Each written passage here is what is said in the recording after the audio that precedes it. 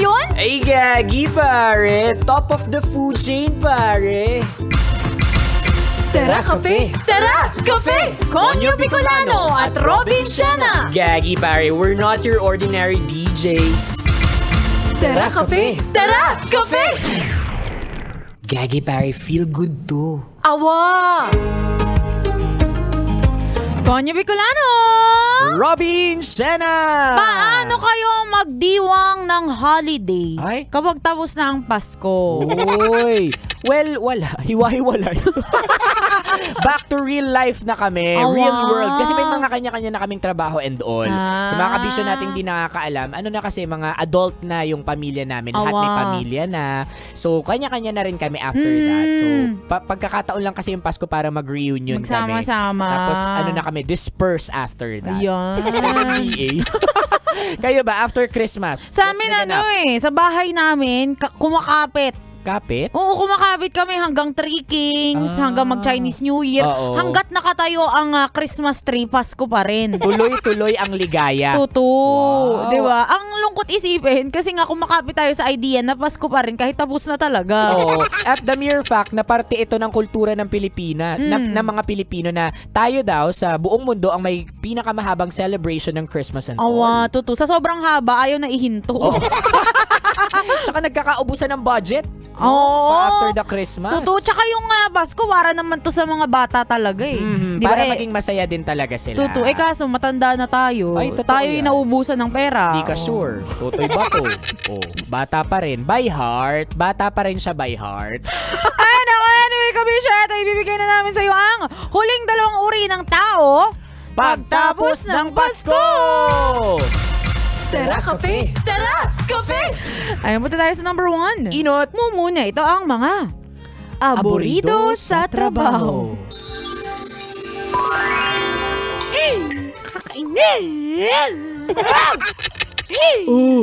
Jessa!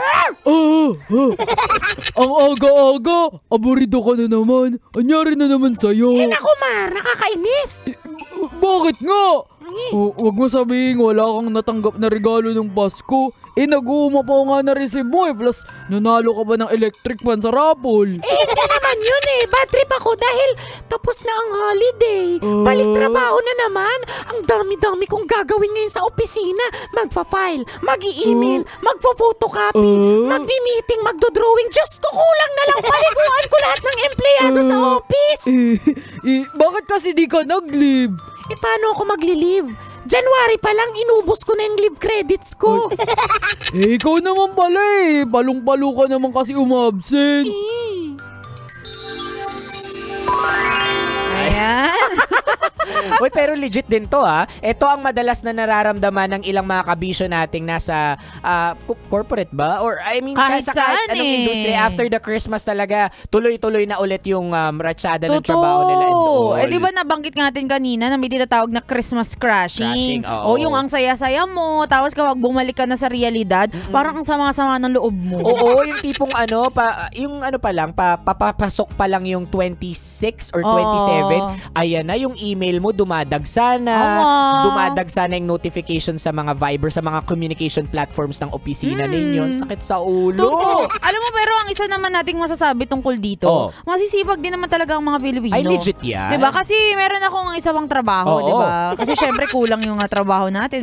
Tama. Oo. Iba kapag may extra Oo, iba talaga. Tapos, yung mga katrabaho ko, mga Australians kasi to, ang balik nila, second week na ng January. Wow, ang saya. Diba? Samantalang tayo, 26 ng umaga, pasok agad. Oo, pasok agad. Diba?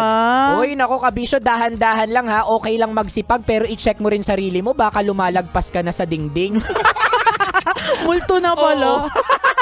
Anyway, that's number 1. Punta naman tayo sa last but not the least, number 2. Pangadwa. Ito ang mga bukasan ng regalo.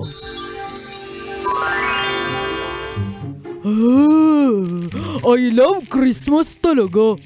Parang nilabas. Mas marami ba akong natatanggap na regalo tuwing Pasko kaysa sa birthday ko? Sana all! Sana all! O Jessa, halika dito. Magbukas tayo ng mga natanggap nating regalo. Ayoko.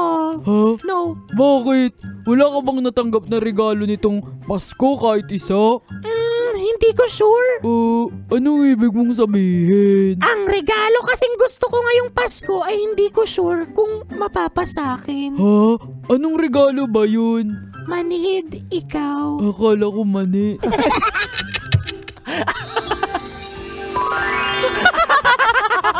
Oy, pero bukasan ang regalo. Kanina kasing umaga, kaya nailagay ko tong item na to. Kaninang umaga, nagbabrowse ako sa Instagram ko.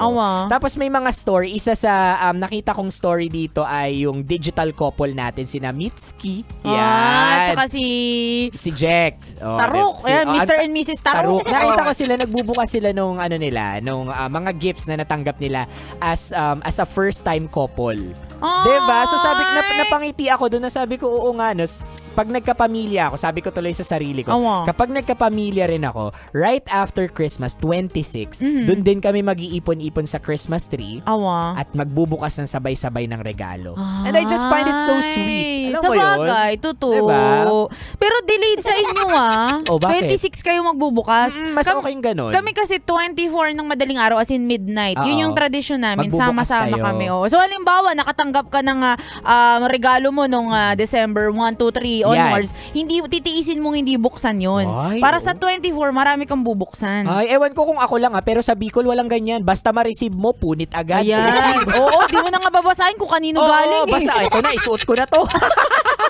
Ay, naka. Anyway, Kabisyo, hindi mo naabutan ng usapan namin ito at baka may regalo ka pa sa aming pahabol. Ayun. Ayun, hanapin mo kami sa aming mga social media accounts. Ako sa aking Facebook, Instagram, Twitter, TikTok at DJ Robin Siena. Same socials mga broski at Konyo Bicolano. Nako, ipa-plug ko lang mga Kabisyo para updated daw kayo sa mga latest ganap natin ngayong New Year 2024. Ngayong 2024, wag ninyo kaming kalimutan na sundan sa aming mga social media accounts. At syempre, may pasalubong tayo this 2024. December 31. Simula alas 6 ng gabi hanggang alas 9 ng hapon tayong dalawa yung makakasama dyan. At ito, sexy, pumuputok makakasama ninyo sa putukan mula alas 9 ng gabi hanggang alauna ng madaling araw, Tanya. Ayan, Chinita. kasama nyong sasalubungin ang putukan. Ewan ko na lang, hindi ka pumutok niyan, Kabisyo Ay, nakamuli din si Sir Pina, magandang probinsyana, DJ Robin Siena. Same social, at your Uragong Broski at your Uragong Broski, Konyo Bicolano. Yung totoo, kilala mo ba yung sarili mo? Sorry na. Dito lang yan sa Tara Kape. Sa 90.7 Love Radio. Feel good ay gagi, pare. Awa. Tara Kape! Konyo Bicolano at Robin Siena. Sasakyan sikat, basta't Love Radio, ang radyo mo.